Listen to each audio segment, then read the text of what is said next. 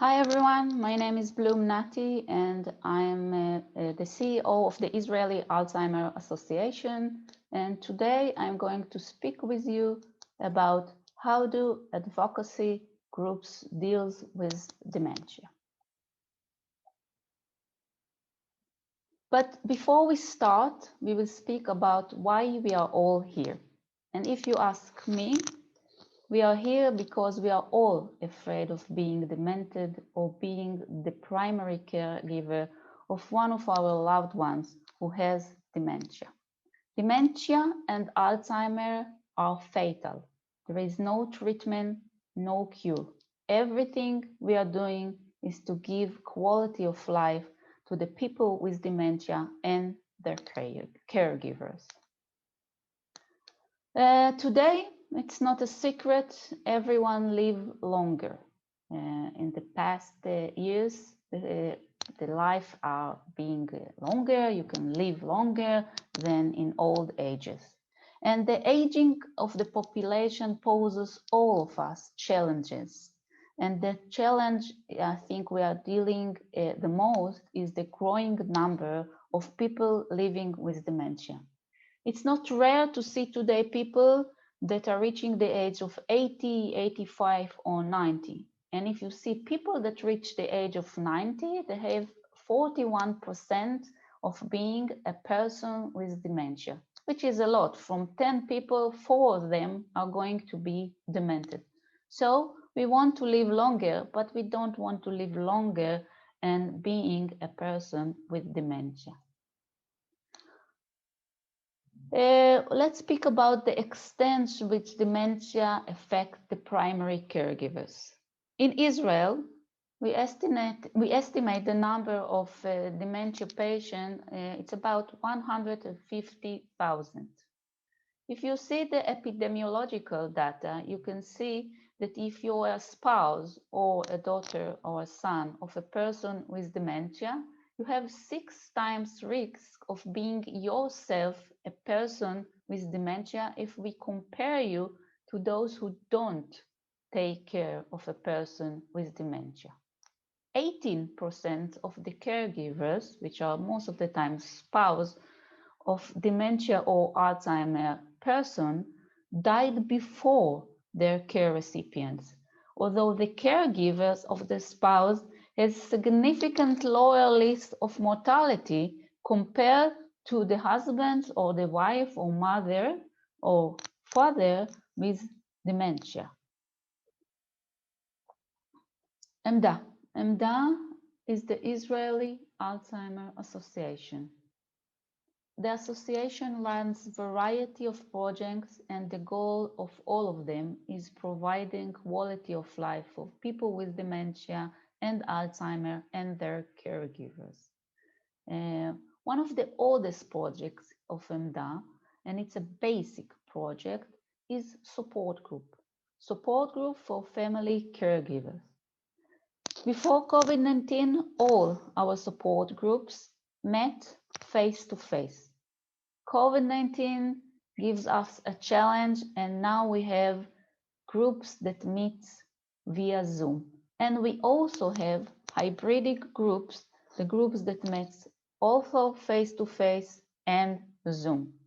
We have 50 support groups that meet face-to-face, 50 support groups that meet via Zoom, and around 5 hybrid groups, which is a lot. Why support groups reduce the risk of developing dementia? Today, the research show us 2 main factors that are risk for dementia. We have biomedical factors, which I'm not going to speak about because I'm not an MD, and psychosocial factors, which I bold a few of them because I'm going to speak about them a bit later. We have loneliness. As you know, the society isolated families that they have someone with dementia. It's a very stigmatic disease.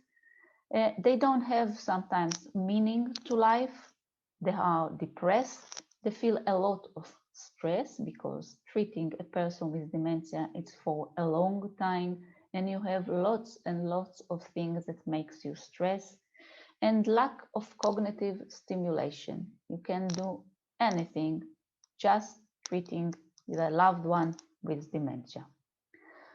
The effect of being a family caregiver include high rate of burden and psychological morbidity, as well as social isolation, physical ill health, and financial hardship. This is very stressful. Numerous of studies report caring for a person with dementia is more stressful than caring for a person with physical disability. Psychosocial intervention, and not only support groups, all the intervention, demonstration to reduce caregivers' burden and depression. And if you reduce burden and depression, they have less risk factors of being themselves a demented person or dying. Support groups. I'm only going to speak about support groups, support group for caregivers of people with dementia. Support groups are a source of information. If you know more, you have power. The support group are a source of encouragement. There are other people like me. There are other people that deals with what I deal. And support group are a source of inspiration. If they can do it, I can do it.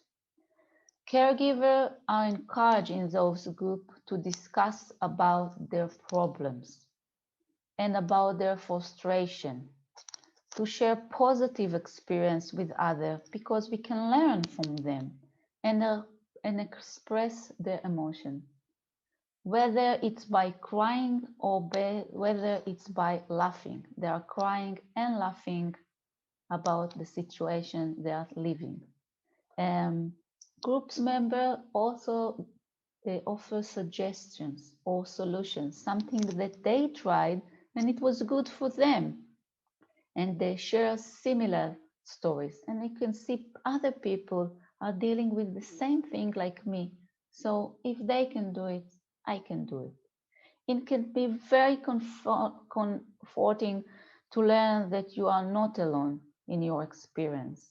Some caregivers may prefer to listen rather than share their story, which is also fine. But I have to tell you that the longer that they come, they share more. We also bring guest speakers, and they speak about things that are a burden for those caregivers. They speak about legal issues or problem behavior and new medication and cannabis and everything that the group raise, and they want to know more. We bring them guest speakers. And I have to tell you something, because they are isolated, some of them become friends. It is easier to be a friend of someone that are in the same situation like you than with people that look about your spouse or your father or mother and said, he is acting weirdly.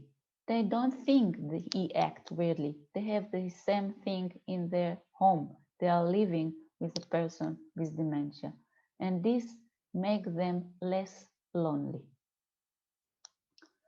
So why support groups are risk reduction? Most caregivers find that the biggest benefit of attending supporting is sharing their story with people that get it. Said, oh, I feel the same. I share the same thing with you, as well as receiving strong support and encouragement from other caregivers. And it helped them a lot. They also always tell me, Nati, when I'm coming to the group and I see you and the other participants, I feel I can do it. I can feel I can deal with it. I feel that you give me a lot of strength to deal with this situation. This what makes them a risk reduction, those support groups. And I have to tell you that COVID-19 gives us a lot of challenge. We couldn't meet face to face, and all the support groups, 50 support groups, were closed. And people felt that the burden is heavier. They have to be with the person with dementia in their home for a long time. They called us, the hotline, and asked, please help us. So we opened the support group via Zoom. And we opened them in middle of March 2020. After, I think, 3 months, we have 15 support groups.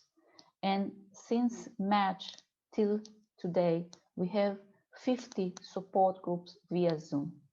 But when they opened and they could meet face to face, some of the people wanted to come face to face, but the other were afraid. So we also open hybrid groups, the groups that some of the people meet with the facilitator face to face, but the other come and share this meeting via Zoom. I can think if I have more facilitators, I could open more than 50 support groups, but I don't have it. So when I close a group, I open a new one, but it helps them a lot. And I'm sure it's a risk reduction factor. Thank you, everyone, and I hope you enjoyed.